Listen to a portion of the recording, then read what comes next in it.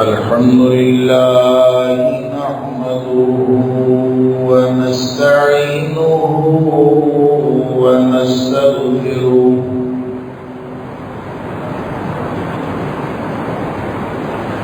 ونؤمن به ونتوكل عليه ونعوذ بالله من شرور أنفسنا ومن سيئات أعمالنا من يهده الله فلا مضل له ومن يضلل فلا هادي له وأشهد أن لا إله إلا الله وحده لا شريك له وأشهد أن محمدا عبده ورسوله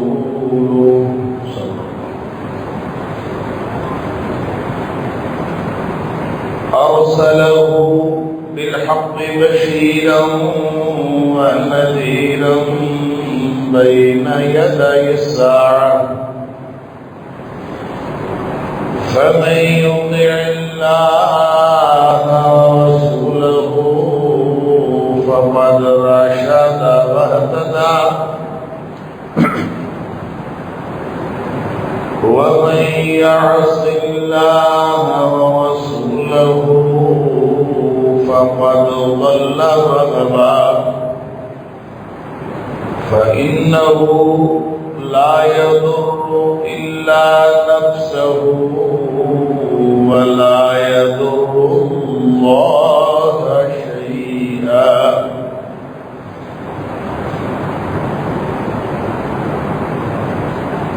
نسأل الله ربنا أن يجعلنا ممن يطيعه ويطيع رسوله ويتبع رضوانه ويجتنب سخطه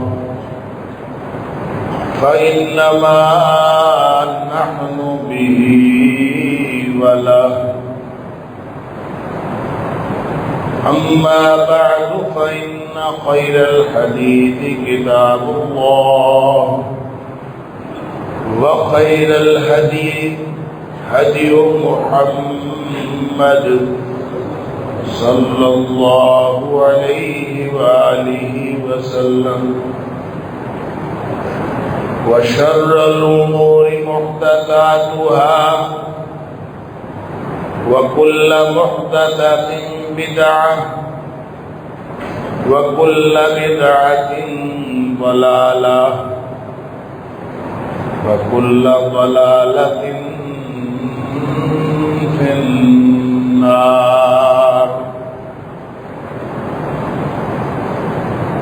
فأعوذ بالله السميع العليم من الشيطان الرجيم من همزه ونفخه ونفثه بسم الله الرحمن الرحيم ولئن سألتهم من خلق السماوات والأرض وسخر الشمس والقمر ليقولن الله فأنى يؤفكون الله يبسط الرزق لمن يشاء من عباده ويقدر له إن الله بكل شيء عليم ولئن سألتهم من نزل من السماء ماء فأحيا به الأرض من بعد موتها ليقولن الله قل الحمد للہ والاکثرهم لا يعقلون۔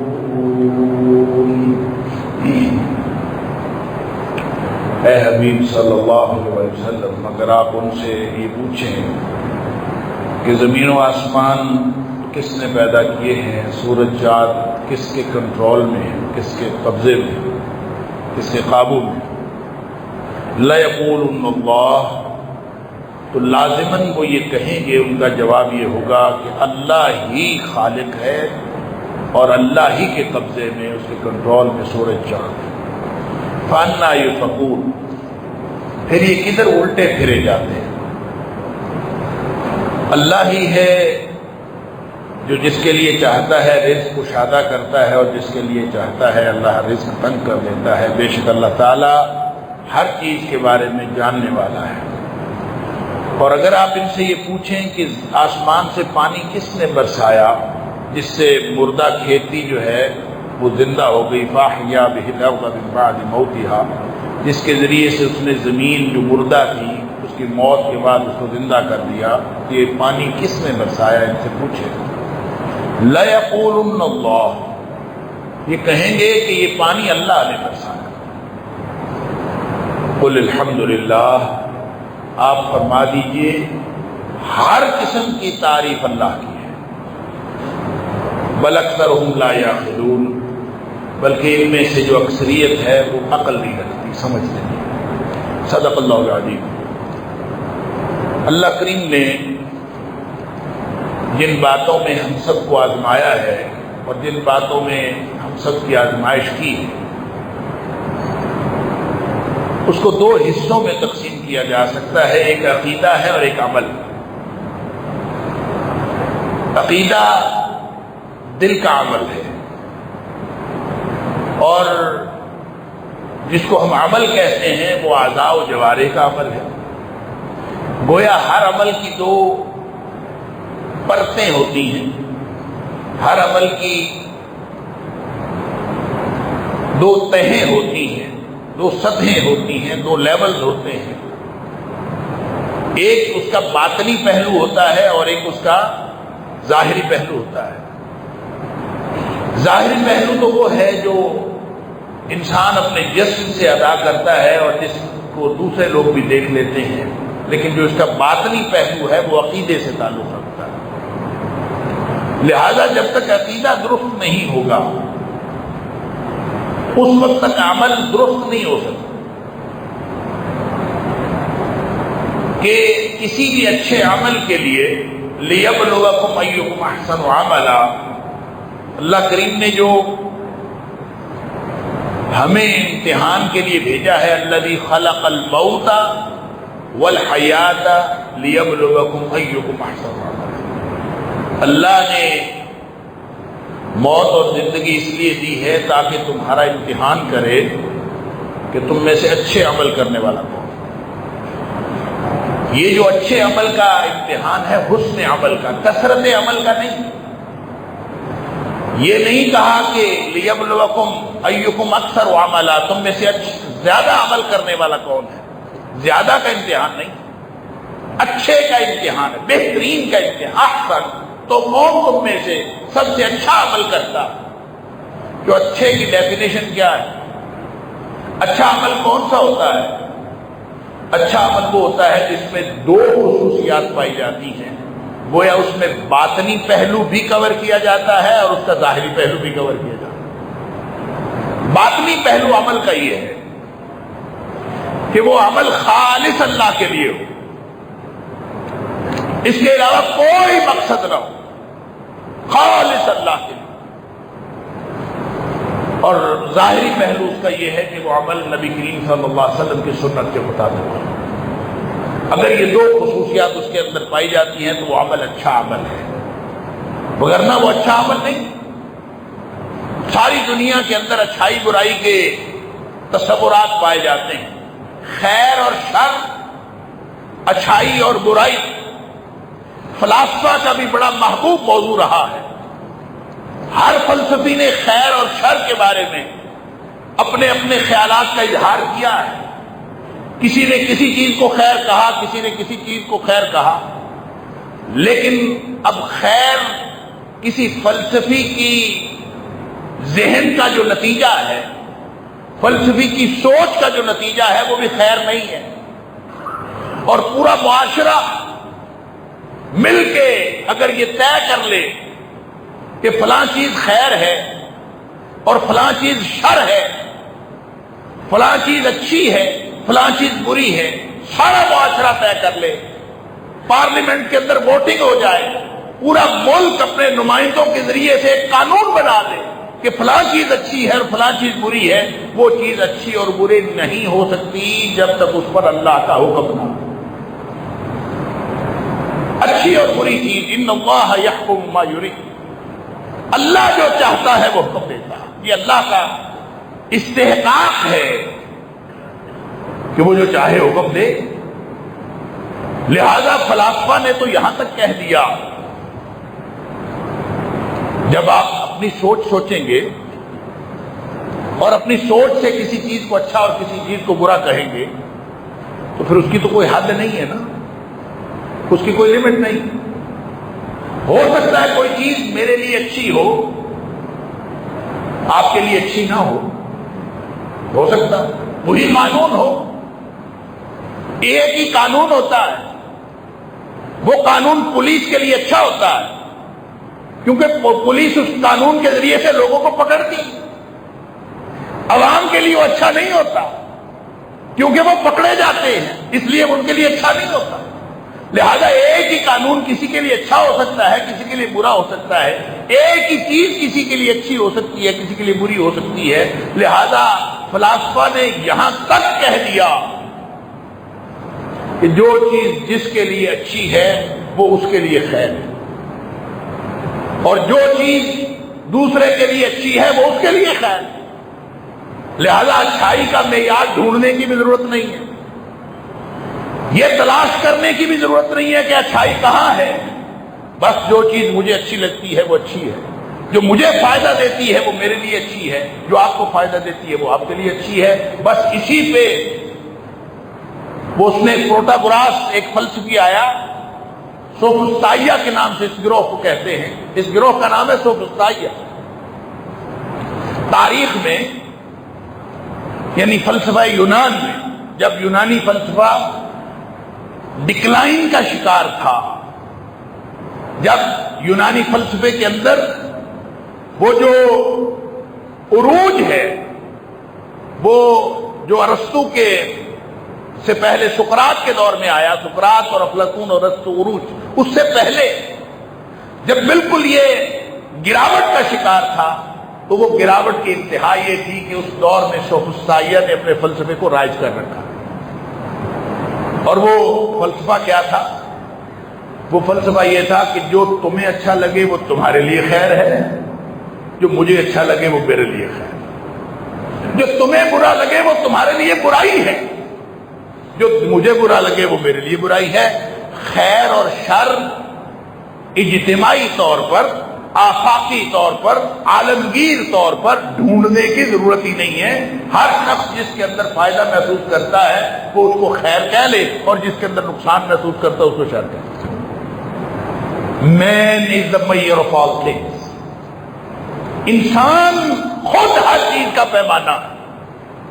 جو مجھے اچھی لگے وہ اچھی ہے، جو مجھے بری لگے وہ بری ہے. تمہاری اچھائی برائی کا معیار تمہارا، میرا اچھائی برائی کا معیار میرا. یہ ایک وقت آیا ہے اور ایک پورا گروہ آیا ہے، اور اس گروہ نے یہ فلسفہ صرف سمجھا نہیں بلکہ امپلیمنٹ کیا. اور اس دور میں جو علمی معیار تھا وہ سارے کا سارا اس فلسفے کے گرد گھومتا تھا کہ آدمی ہر چیز کا پیمانہ ہے، اس کو جو اچھا لگتا ہے وہ کرے، دوسرے کو کوئی حق نہیں ہے کہ وہ اس کی کسی بات کو غلط کہے. اللہ اکبر. ذرا آج کے دور کا میں نے اسی لیے اس تمہیداً اس کا ذکر کیا کہ ذرا آج کے دور کا جائزہ لے لیں، کہیں ہم اسی دور میں تو نہیں پہنچ گئے. وہ کہتے ہیں جو مجھے اچھا لگے وہ میرے لیے ہے، تمہیں کیا ضرورت ہے تم میری زندگی کے اندر انٹرفیئر کرو، میرا جسم ہے، میری مرضی ہے. میرا عقیدہ ہے، میری مرضی ہے، میں جو مرضی کروں، میرا اپنا دین ہے، تیرا اپنا دین ہے۔ اپنے دین کو چھوڑو نہ، دوسرے کو چھیڑو نہ۔ اسی میں پہنچے ہوئے نا، اپنا دین چھوڑو نہ، دوسرے کے دین کو چھیڑو نہ۔ لہذا کسی غلط کو غلط کہنے کی ضرورت نہیں، سب ٹھیک، جو تم سمجھتے ہو وہ تمہارے لیے ٹھیک، جو میں سمجھتا ہوں وہ میرے لیے ٹھیک۔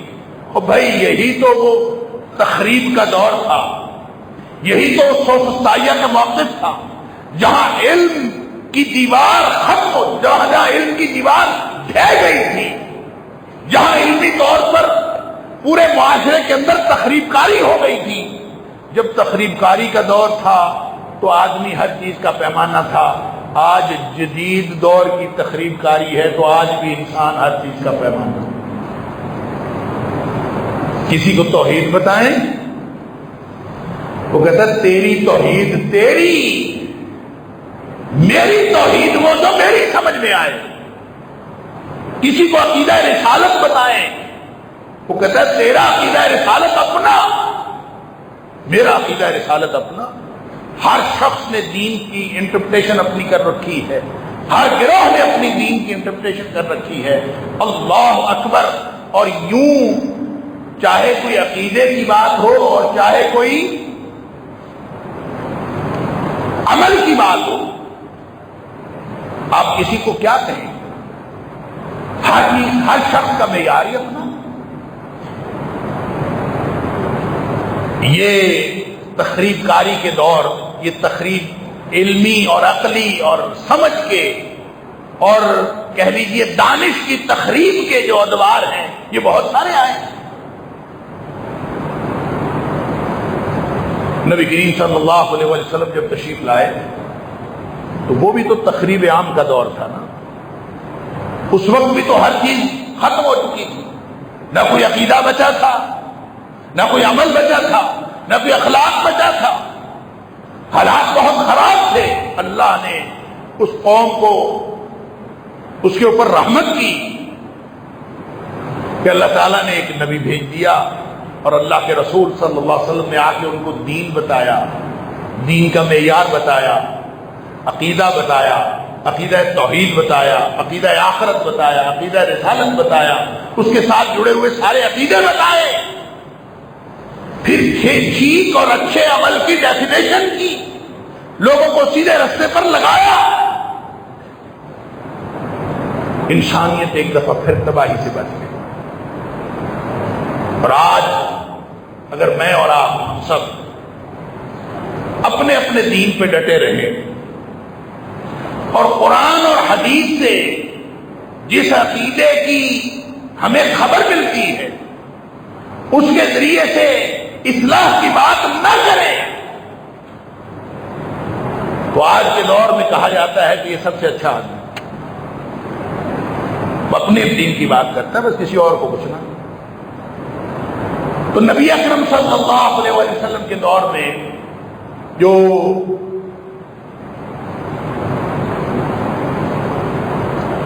مشرکین مکہ تھے، یا اس وقت کے جو کفار تھے، یا اس وقت کے جو یہود و نصارہ تھے، اگر نبی کریم صلی اللہ علیہ وسلم اس فلسفے پر عمل کرتے کہ اپنے دین کو چھوڑو نہ اور دوسرے کو چھیڑو نہ، تو ہدایت کا کام کیسے ہوگا؟ لہذا قرآن نے یہاں یہ سورہ عنکبوت کی میں نے 3 آیات آپ کے سامنے پڑھی، اس کے علاوہ قرآن نے مختلف مقامات پر، سورہ یونس میں، سورہ زخرف میں، سورہ مومنون میں، مختلف مقامات پر قرآن نے مشرکین مکہ کا عقیدہ بیان کیا کہ ان سے پوچھو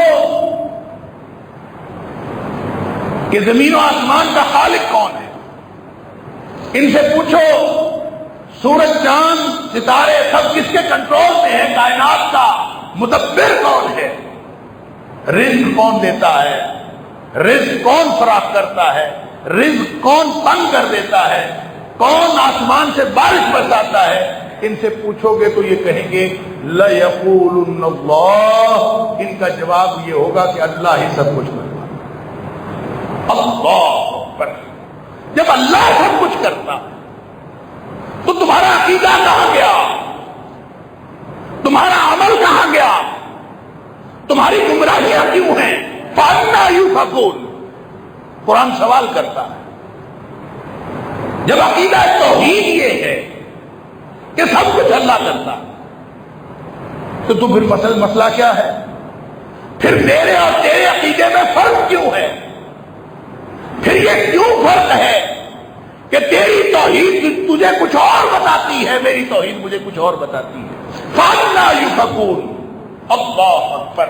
اور پھر تیسری آیت کے آخر میں فرمایا بل اکثرهم لا یعقلون۔ اگر عقیدہ توحید ہے تو پھر سمجھتے کیوں نہیں؟ تو پھر عقیدہ توحید سمجھو۔ توحید صرف نام لینے سے نہیں ہوتا کہ میں توحید کو جانتا ہوں، میں توحید کو مانتا ہوں اور بس ٹھیک ہے، میں توحید کو ماننے والا، میں توحید کے عقیدے کو سمجھنے والا۔ اس کا اگر عمل کے اوپر اثر نہیں ہے، اگر اس عقیدے کا عمل کے اوپر اثر نہیں ہے تو اس کا مطلب ہے وہ عقیدہ توحید ہے ہی نہیں، اس کا عمل کے اوپر اثر ہوتا ہے، عقیدہ ہوتا ہی وہ ہے۔ اللہ ضرب اللہ مثلا کلمۃ طیبۃ کشجرۃ طیبۃ اصلها ثابت وفرعها فی السماء۔ اللہ فرماتا ہے، اللہ تعالیٰ ایک مثال دیتا ہے، ضرب اللہ مثلا کلمۃ طیبۃ، اللہ ایک پاکیزہ بات کی مثال دیتا ہے۔ عقیدے کی مثال پتہ کیا؟ پاکیزہ بات کی مثال۔ ضرب اللہ مثلا کلمۃ طیبۃ، ایک پاکیزہ بات جو دل میں گھر کر گئی ہو، پاکیزہ عقیدہ، پاکیزہ بات، اس کی مثال اللہ دیتا ہے کا شجرۃ طیبۃ، جیسے پاکیزہ درخت ہو، اصلها ثابت، اس کی جڑیں مضبوط ہوں، اس کی جڑ جو ہے وہ زمین میں لگی ہوئی ہو، اچھی طرح مضبوط جڑ ہو، وفرعها فی السماء، اور اس کی شاخیں آسمان تک پھیلی ہوئی، تؤتی اکلها کل حین باذن ربها، وہ پھر اپنے رب کے حکم سے ہر وقت پھل دے رہا ہو۔ یہ جو اچھا عقیدہ جو ہوتا ہے وہ عقیدہ جامد نہیں ہوتا، وہ ایسے نہیں ہوتا کہ بس عقیدہ ہے اور لے کے بیٹھے رہو، وہ بسیط اور جامد عقیدہ نہیں ہوتا، وہ ہر وقت اس کے وہ ایسے ہے جیسے پاکیزہ درخت ہے اور ہر وقت اس میں سے پھل آ رہا ہے اور ہر وقت لوگ اس سے پھل کھا رہے ہیں، اس کا نتیجہ نکل رہا ہے۔ اگر اچھا عقیدہ ہے تو پھر تو یہ ہوگا، اور عقیدہ اگر برا ہو تو وہ تو ایسے ہی ہے جیسے جس کی جڑ زمین میں نہیں ہے، ایسا پودا جس کی جڑ زمین میں نہیں ہے اور اوپر سے ہی اکھاڑ لیا گیا، بس ختم۔ عقیدے کا اگر عمل کے ساتھ تعلق نہیں ہے تو تو ایسے ہی ہے جیسے زمین کے اوپر اس کی جڑ پڑی ہوئی تھی اور ایسی ہوا آئی یا آندھی آئی یا کسی کا کوئی ٹھوکر لگی اور وہ اوپر سے اکھڑ گیا، بس اس کی کوئی حیثیت نہیں ہے۔ اچھا عقیدہ جو ہے وہ تو ہر وقت پھل دیتا ہے اللہ کے حکم سے۔ اللہ اکبر۔ لہذا یہ کیسے ہو سکتا کہ ہم عقیدہ توحید کو ماننے والے ہوں، اللہ کو ایک ماننے والے ہوں؟ عقیدہ توحید کا مطلب پتہ ہے کیا؟ اللہ کو ایک ماننا نہیں ہے۔ عقیدہ توحید کا معنی اللہ کو ایک ماننا نہیں ہے، عقیدہ توحید کا معنی اللہ کو یکتا ماننا ہے۔ یکتا، ایک نہیں، ایک تو ہے، یکتا، اس جیسا کوئی ہے ہی نہیں، وہ اکیلا ہے۔ اللہ اکبر۔ توحید کا معنی ہے واو ہا دال، وحد، وحد کا مطلب ہوتا ہے ایک ہونا، یکتا ہونا، اکیلا ہونا۔ اللہ یکتا ہے، اسی واؤ کو حمزہ سے بدلا تو وہ بن گیا احد۔ تو اب مشرکین مکہ نے پوچھا تھا نا کہ اپنے اللہ کا تعارف کرواؤ، نبی کریم صلی اللہ علیہ وسلم سے پوچھا تھا اپنے اللہ کا تعارف کرواؤ، تو نبی کریم صلی اللہ علیہ وسلم نے تعارف کروایا تھا۔ اللہ نے قرآن میں سورت نازل فرمائی اور فرمایا قل هو اللہ احد۔ آپ ان کو تعارف کروا دیں، اعلان فرما دیں، قل، اے حبیب صلی اللہ علیہ وسلم آپ کہہ دیجیے هو اللہ،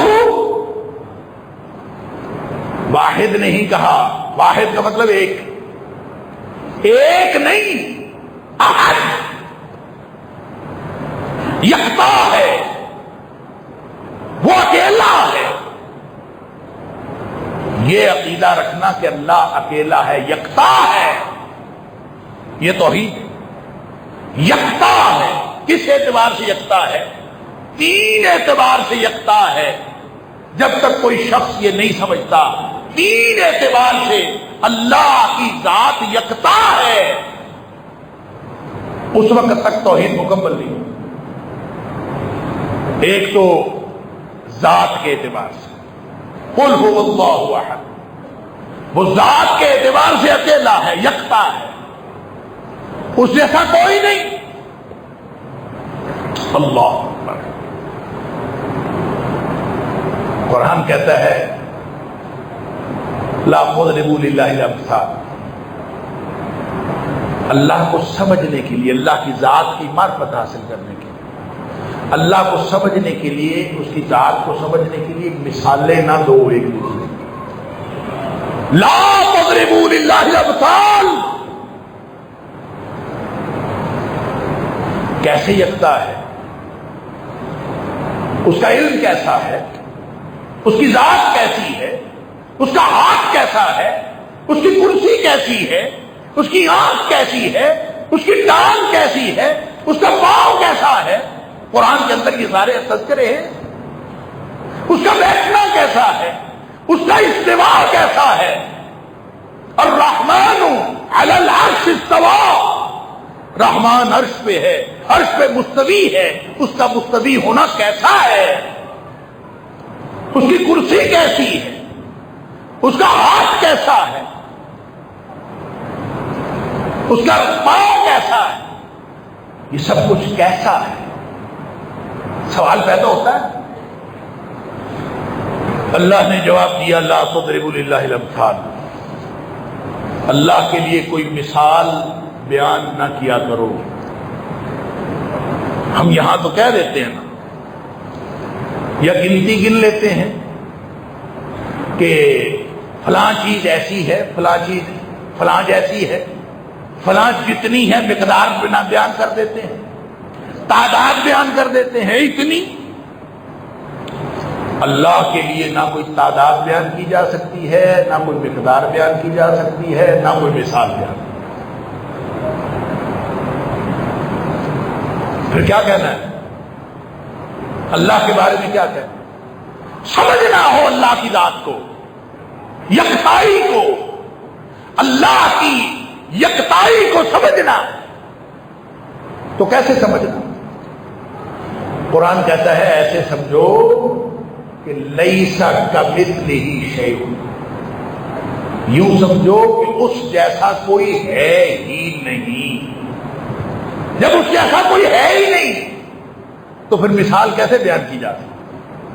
بات یہ کہو اللہ کی ذات جیسی کسی کی ذات نہیں، اللہ کے علم جیسا کسی کا علم نہیں، اللہ کے افعال جیسی کسی کے افعال نہیں، اللہ کی بندگی جیسی کسی کی بندگی نہیں، اللہ کی ربوبیت جیسی کسی کی ربوبیت نہیں، اللہ کی الوہیت جیسی کسی کی الوہیت نہیں، اللہ کی اسماء و صفات جیسی کسی کی اسماء و صفات نہیں۔ لیس کمثلہ شیء، اس جیسا کوئی ہے ہی نہیں۔ لہذا تین باتیں جس کی یکتائی،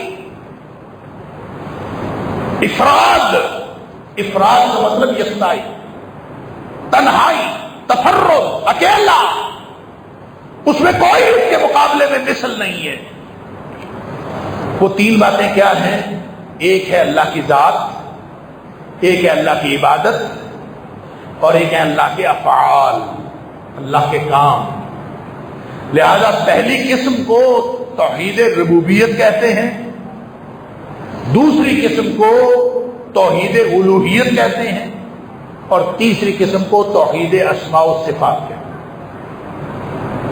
یہ تینوں قسم کی، یعنی اس کی صفات، اس کی بندگی، وہ اکیلا پیدا کس نے کیا؟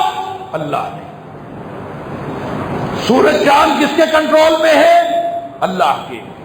عطا کون کرتا ہے؟ اللہ۔ پیدا کون کرتا ہے؟ اللہ۔ بڑا کون کرتا ہے؟ اللہ۔ نشو و نما کون کرتا ہے؟ اللہ۔ زندگی کون دیتا ہے؟ اللہ۔ موت کون دیتا ہے؟ اللہ۔ رزق کون عطا فرماتا ہے؟ اللہ۔ سارے کام اللہ کے۔ توحید ربوبیت، ایک اللہ اکیلا خالق بھی ہے، رازق بھی ہے، حاکم بھی ہے، وہ اکیلا ہے، یہ توحید ربوبیت۔ اور توحید الوہیت یہ ہے کہ بندگی صرف اس کی، عبادت صرف اس کی، اطاعت صرف اس کی، حاکمیت صرف اس کی۔ وہ اکیلا ہے، وہ اکیلا ہے، اسی اکیلے کی اطاعت اور بندگی کرنی ہے۔ وہ جو اس نے کہا ہے نا، وَمَا خَلَقْتُ الْجِنَّ وَالْإِنسَ إِلَّا لِيَعْبُدُونِ، میں نے جنوں اور انسانوں کو صرف اس لیے پیدا کیا کہ میری بندگی کرے۔ بندگی صرف اس کی۔ ان الحکم الا للہ، حکم اللہ کے علاوہ کسی اور کا ہے ہی نہیں۔ امر اللہ تعبدوا الا اياه، اس نے حکم دیا ہے کہ کسی اور کی بندگی نہ کرو۔ اللہ تعبدوا الا اياه، اس کے علاوہ کسی اور کی بندگی نہ کرو۔ ایک ہوتا ہے اللہ کی بندگی کرنا، ایک ہوتا ہے اللہ کے علاوہ کسی کی بندگی نہ کرنا۔ جس نے اللہ کی بندگی کی اس نے توحید کا تقاضا پورا کیا، اور جس نے اللہ کی بندگی نہ کی اس نے توحید کا تقاضا پورا نہیں کیا، گویا اس نے شرک کیا۔ جس نے اللہ کی بندگی الا اياه، لا تعبدوا الا اياه، بندگی نہ کرو سوائے اللہ کے۔ جس نے کوئی ایسا کام کیا جو بندگی والا ہے لیکن اس نے اللہ کے علاوہ کسی کے لیے کیا، بندگی والا کام ہے لیکن اس نے اللہ کے علاوہ کسی اور کے لیے کیا، تو اس کا مطلب ہے اس نے شرک کیا۔ کام بندگی والا ہے لیکن وہ کسی اور کے لیے جائز سمجھتا ہے، درست سمجھتا ہے۔ سجدہ ہے مثال کے طور پر، رکوع ہے مثال کے طور پر، جھکنا ہے مثال کے طور پر، دعا کرنا ہے مثال کے طور پر۔ دعا تو عبادت ہے، الدعاء مخ العبادہ، عبادت دعا کا عبادت کا الدعاء مخ العبادہ، عبادت کا مغز جو ہے وہ دعا ہے۔ بلکہ فرمایا الدعاء هو العبادہ، دعا ہی بندگی ہے۔ لہذا اگر کوئی شخص کسی سے مانگتا ہے، کسی کو دینے والا سمجھتا ہے، کسی کو عطا کرنے والا سمجھتا ہے، اس سے مانگتا ہے، یہ سمجھتا ہے کہ وہ اس کو عطا کر سکتا ہے۔ ایک تو تحت الاسباب مانگنا ہے نا، تحت الاسباب مانگنا، جس کے پاس جو چیز ہے، یہ میرے پاس ویسٹ کوٹ ہے، کوئی شخص آئے یہ میرے پاس کیپ ہے، کوئی یہ میرے پاس قلم ہے، کوئی شخص آئے وہ کہے یار یہ قلم دے دو، یہ قلم میرے پاس ہے، یہ اسباب میں سے ہے، میں اس کو قلم دوں یا نہ دوں، یہ مانگنا شرک نہیں ہے۔ یہ اس لیے شرک نہیں ہے کہ یہ تحت الاسباب ہے، اور کوئی شخص آ کے مجھ سے مانگنا شروع کر دے کہ مجھے ہیلی کاپٹر دے دو، مجھے ریل گاڑی دے دو، جو میرے پاس ہے ہی نہیں، میں اس کو کہوں بھائی میں نہیں دے سکتا، اسے نہیں تو دے سکتا ہے، تو دے سکتا ہے۔ یہ عقیدہ رکھنا کہ اسباب کے بغیر کوئی مجھے دے سکتا ہے، یہ عقیدہ رکھنا اس سے بڑا شرک اور کوئی نہیں۔ اللہ کے علاوہ کوئی اور دے سکتا ہے بغیر اسباب کے، اسباب اس نے پیدا کیے ہیں، اسباب کے تحت ہر کوئی دے سکتا، اور اسباب کے تحت نہ مانگنا شرک ہے نہ دینا شرک ہے۔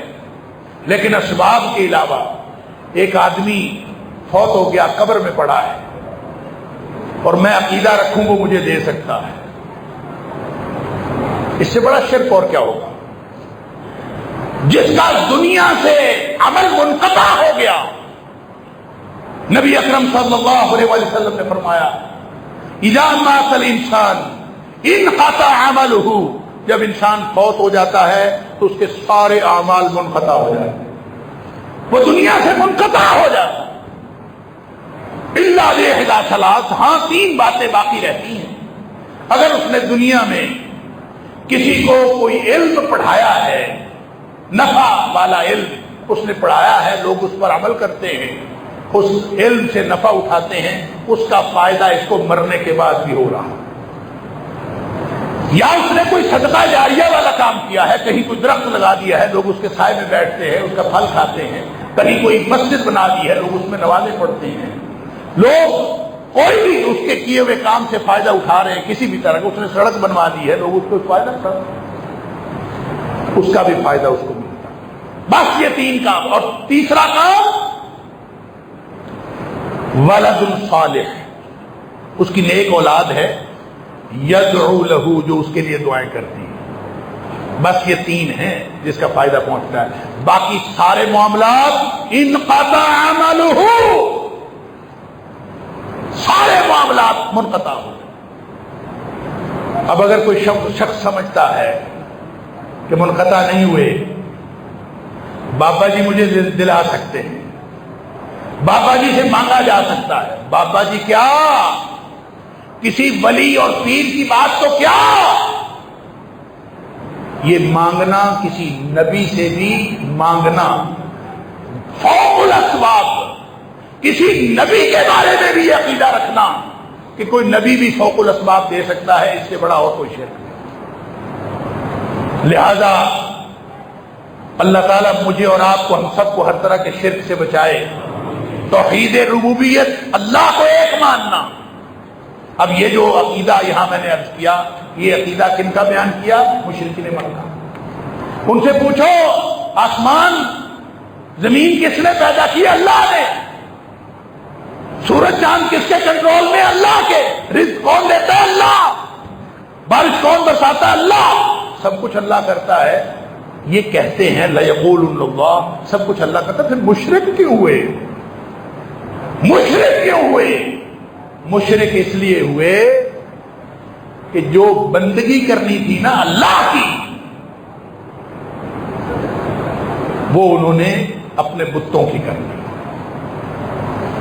انہوں نے کہا مَا نَعْبُدُهُمْ إِلَّا لِيُقَرِّبُونَ إِلَى اللَّهِ زُلْفَىٰ، سورہ زمر کی آیت نمبر 3، کہ ہم ان کی بندگی اس لیے کرتے ہیں کہ ہمیں اللہ کے قریب کر دیتے ہیں۔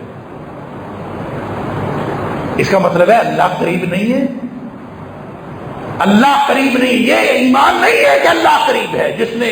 جس نے یہ اعلان کیا ہے کہ انی قریب، وَإِذَا سَأَلَكَ عِبَادِي عَنِّي، میرا بندہ میرے بارے میں سوال کرتا ہے، انی قریب، میں قریب ہوں۔ اور اجیب دعوت الداعی اذا دعان، جب بھی کوئی بولے، جب بھی کوئی پکارے، میں اس کی پکار سنتا نہیں، قبول کرتا ہوں۔ اس پر ایمان نہیں ہے۔ یہ قریب کرے گا مجھے اس کے، اللہ میری ڈائریکٹ نہیں سنتا، قبر والا میری ڈائریکٹ سنتا ہے۔ اس سے بڑا شرک اور کیا ہوگا؟ اللہ تعالیٰ معاف فرمائے۔ اور دوسری جگہ، دوسرا انہوں نے ان کی جو خرابی تھی عقیدے کی، سورہ یونس کی آیت نمبر 18 کے اندر اللہ کریم نے فرمایا وَيَقُولُونَ هَؤُلَاءِ شُفَعَاؤُنَا عِندَ اللَّهِ، یہ کہتے ہیں کہ یہ اللہ کے ہاں ہمارے سفارشی ہیں۔ او بھائی اللہ کو سفارش کی ضرورت نہیں ہے، اللہ کو کسی کی سفارش کی ضرورت نہیں ہے۔ مَنْ ذَا الَّذِي يَشْفَعُ عِندَهُ إِلَّا بِإِذْنِهِ، اللہ کے ہاں کسی کو جرأت کیا ہے کہ وہ اللہ کے ہاں سفارش کرے اللہ کی اجازت کے بغیر؟ ہاں قیامت والے دن اللہ کے رسول صلی اللہ علیہ وسلم کو شفاعت کا اذن ملے گا، اور وہ بھی خاص اور صاف والے لوگ ہوں گے جن کی شفاعت کی جائے گی۔ لہذا گزارش یہ ہے کہ توحید کو سمجھیں، اور ایسا نہ ہو کہ ہم شرک میں مبتلا ہوں اور اپنے آپ کو موحد کہہ رہے ہوں، بالکل اسی طرح جس طرح مشرکین مکہ کہتے یہ تھے کہ سب کچھ اللہ کرتا ہے۔